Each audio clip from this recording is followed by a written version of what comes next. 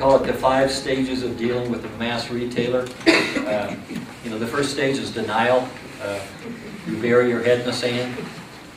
Doesn't work. The next one is kind of being angry when bad things happen to really nice business people. And you can stay in that stage for a while, but you don't want to stay there long. The next stage is acceptance, accepting the fact that you're going to have a big box in your community. It's not going to go away. The next stage is action. What's my plan? What's my plan of attack? What am I going to do? Do I need to reposition my business, my product? And then the next stage is hopefully implementation and being able to celebrate the change that you've been able to create.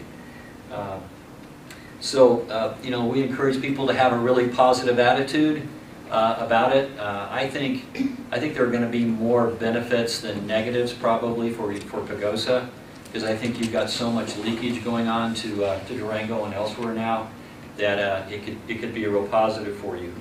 And at that time, back in Iowa, there were a lot of big Kmarts and Walmarts, and they would do price checking.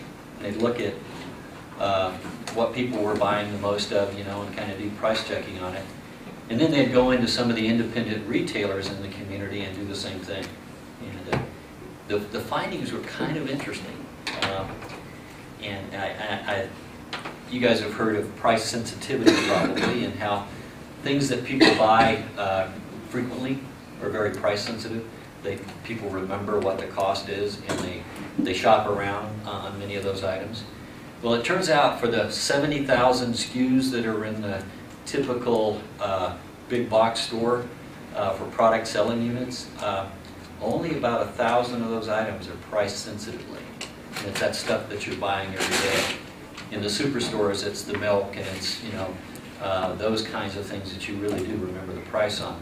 But those other 69,000 items that are in these big boxes are not priced very sensitively. People who are, when they go in and they begin to buy everything in the store, quite a few things in the store, they might not be getting the best price. And his research showed that many of the independents actually had things that were priced competitively with these. For those communities that offered goods and services that Walmart didn't offer, the businesses in those communities were a natural beneficiary. They brought in more numbers, they created more draw for their community. But out there, you'd have these small farm towns, and whichever town got the Walmart or the Walmart superstore tended to be the beneficiary, and then it would drain all these other small towns. And over that 13-year period, some of those communities lost 50 to 75% of their sales tax base. So in a way, with Pagosa not having a Walmart, and being a lot of those sales flowing to Durango and to Farmington and other places, it is actually a negative for you.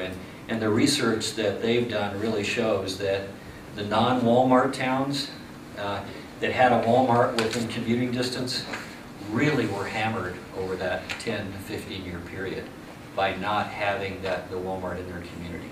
I'd encourage everyone to think about having 3 or 4 months of working capital with your business, because what's going to happen is people are going to go to this new store, and they're going to go there for 1 or 2 things, and then they're going to get a little bit enthralled about, it's a new store, a new offering, and they're going to spend more money there than they planned, and they might not have the money for a few months while it's new.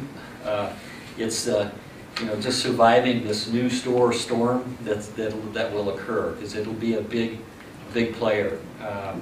So have enough working capital, to really keep your business going, because even people who are in non-related businesses are probably going to take a hit for a while.